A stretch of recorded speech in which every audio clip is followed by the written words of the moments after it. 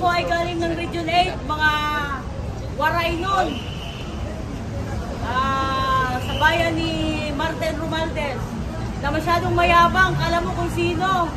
Nangarap maging vice-presidente. Pati presidente, yung Tacloban nga, hindi niya mapaganda. At saka huwag siyang pakakasiguro kasi meron na siyang kalaban sa susunod ngayong kung sakali na magtuloy yung eleksyon.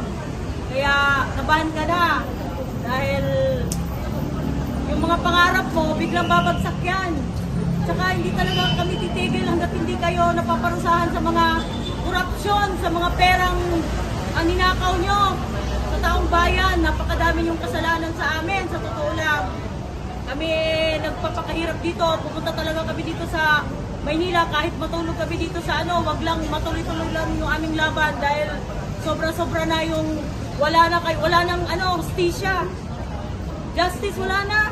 Batas nyo, pinairal nyo, pes ngayon. Batas ng mamamayang Pilipino, pairali namin para pabagsakin kayo.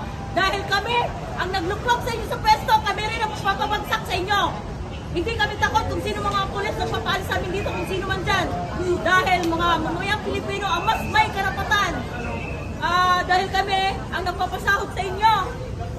Kami ang tunay na nagluklok kung saan man kayo ngayon. Kaya hindi kami titigil hanggat hindi kayo bumababa dyan. Sa amin ngayon dito, ang aming presidente na walang iba kundi si Sara Duterte. Hindi na si Marcos, si Sara na. Hindi kami papayag na hindi siya papalit sa inyo. Pag matapos itong hindi kami alis dito hanggat hindi napapalitan dahil wala na. Weak! Papit ka lang ni Tabaluslos at ni Lisa Taras. Ang dami ng hirap na hirap na. Ang dami na namang nababaliw. Mga mahihirap dahil hindi nakakain, dahil wala makain, dahil mahal ang mga bilihin. Hindi pwedeng ayuda ng ayuda. Hindi naman kayang ayudahan lahat ng mga taong nahihirapan Yung mga binibigyan nyo rin yung mga ng mga luwag para sa mga pang-campaign period lang. Tapos ngayon, lahat maglalabasan kami, hindi kami aalis dito ng Maynila hanggat hindi kayo bumababa dyan. Magda kayo pag bumupo na yung aming bagong presidente. Walang iba, si Sara Duterte, bagong presidente. Diyan muna. Marami kasi nagsasabi. Hindi ka daw waray. Magwaray ka nga, manawagan ka sa mga tagaliti na huwag iboto si Tambaluslos. Maupay nga, mula pa yung atanan. Adi kami mga taga-Region 8, nananawagan na iyo nga ayaw niyo buto Martin Romualdez, kay Urako Titunduro, Biratania Iroy. Ayaw na pag pinangarap ka, Romualdez, kay Martin Romualdez, kay dili ka na magdadaog. Kay tanan, tatabangan na mo ito namong kandidato nga maperdi ka. Amo na ito. Sino yung kandidato mo sa first district? Ayun, yung pinakamalakas namin at pinaka-agila ng Region 8, walang iba, kundi si Tita Nene Amago Bacale. Yan ang tatalo sa'yo. May nagawa ba si Tambaluslos sa Leyte? Puro ayuda na hindi naman niya pera. Puro ayuda na galing naman sa nakaw mula sa kaban ng bayan. Ngayon, wala ka ng akap. Mamumulubi ka na dahil sisingilin ka ng mga inaayudahan mo. Ano pa? Ang balita ay sa survey, si Martin Romualdez ay bagsak sa survey sa pagiging kongresista. Tanong muna si Ma'am Nene, tama po ba yun? Tamang-tama po dahil sa totoo lang, wala namang may gusto na yan sa kanila sa Tacloban. Alam naman ng mga tao at saka hindi naman naniniwala ang mga tao sa mga fake news na pinararating nila na puro mga panira lang sa mga Duterte dahil alam naman nila kung sino yung tunay na mga tumulong sa Tacloban nung time na kailangan namin ng tulong. Walang iba kundi ang Duterte family. Mayor pa nung si Tatay Digong. Talagang pumunta yan sila doon para tumulong kaya tumatanggap lang ng mga ayuda mga tao doon pero wag kang pakasisiguro Martin na ikaw ang ibubuto sila dahil ayaw na nila sa inyo. Saan ka ba? Tacloban ka? Tacloban? Marugo. Karubo. Naanuhan din ng Yolanda yun. Opo, lahat apektado. Ano ang masasabi mo dito sa sinasabi ni Martin Romualdez nang unang tumulong daw sa Tacloban, apektuhan ng Yolanda ay Bicolano? Ay, hindi po totoo yan. Puro naman, walang katotohanan lahat ng mga sinasabi nila, puro fake news. Binabaliktad lang nila lahat ng katotohanan. Liars go to hell.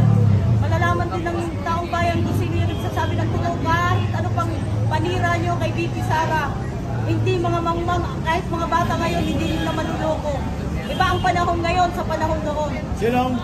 Sinong unang tumulong sa Tacloban? Rodrigo Rua Duterte, mayor pa siya noon, pati yung anak niya si Basti sa 911 rescue team. Andun yung sila. Anong masasabi mo doon kay VP Sara na binabatikos ngayon si VP Sara dahil po sa sinabi niya, hindi ako magpapatawad. Dahil sobra-sobra na, kumbaga ay napuno na yung salop. Kung sa abilidad lang, Karapat dapat bang patawarin si Bongbong Marcos? ay hindi, walang kapatawaran yung ginawa niya. Hindi lang dahil, hindi kay VP lang, kundi sa mamayang Pilipino.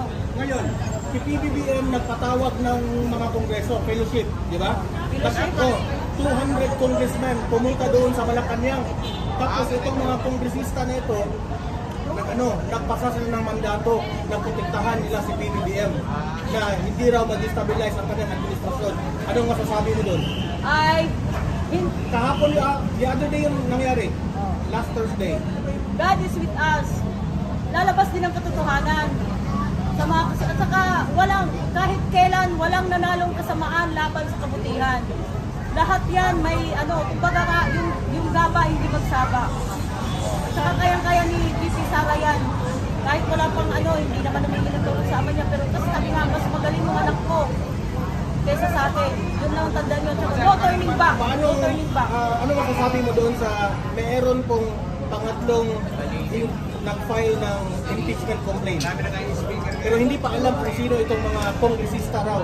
Nag-file ng pangatlong impeachment complaint. It turns back to them. Babalik lahat sa kanila yung mga ginagawa nila ngayon, sa kanila din ang balik. So sa tingin mo, utos ito ng Tambaluslos? Sila Yung naman pangatlong talaga. impeachment Yes! complaint. Utos yan ni Romualdez at saka ni Lisa Tanas.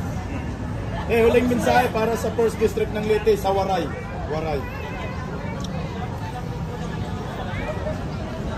Ano? Anak mo, te? Ano? Anak mo? Mensahe sa 1st District ng Leyte sa Waray. Salita mo sa Mensahe? Waray. Oo, sa 1st District, mga botante sa 1st District ng Leyte. Maaram ako nga ang Tacloban at mga akon mga kababaryo nagkukuri jud in ura-ura. Pag pirmi nala naghihinulat kan ayuda magikan kan Romualdez. Sige na, karawatan na niyo. Waray kita may himo kay waray man mga tarong nga trabaho. Waray man kuan kaning mamahalan mga palitonon. Tapos piralaan sweldo. Antos lanay kita kay tanan man nga atong kakurian niya na naagihapon nito. Diri tanang adlaw. Natuyok ang kalibutan ba? Naluluoy ako nga nakikita na ako nga ang mga tao nagpipinangarawat la waray man may himo kay waray na jud ging kakaon. Kan mao man ning gusto nila nga mag pinanhatag lahira, mao ba yung takuntan na natatagaan? Diri man. Mas dagan pa hinuon ang diri natatagaan kontra ito nakakatagaan kay balik-balik na lang kay ira man lang mga tao ang papagtagaan. Mo gani nga pagunahon kita pag mata kita, kung nangangaturog ka mo pag mata ka mo. Kay nakikita man ninyo ang sitwasyon nato karon kung unsa jud kalisod ang kinabuhi. Daghan na pud ang mga adik, daghan na pud ang mga pulubi, daghan na pud ang bubuang kay maray namang gikakaon tungod sa kamahalan mga palitonon. Mao nga pagmata na kita, pagburuglig kita, panggawas kita. Maraming salamat, te. Mabuhay po kayo. Thank you so much po sa iyo. Mabuhay. Te, ano ni mong aran, te? Ate mong aran? Lobelia, Afan. Afan. Carlos. Salamat.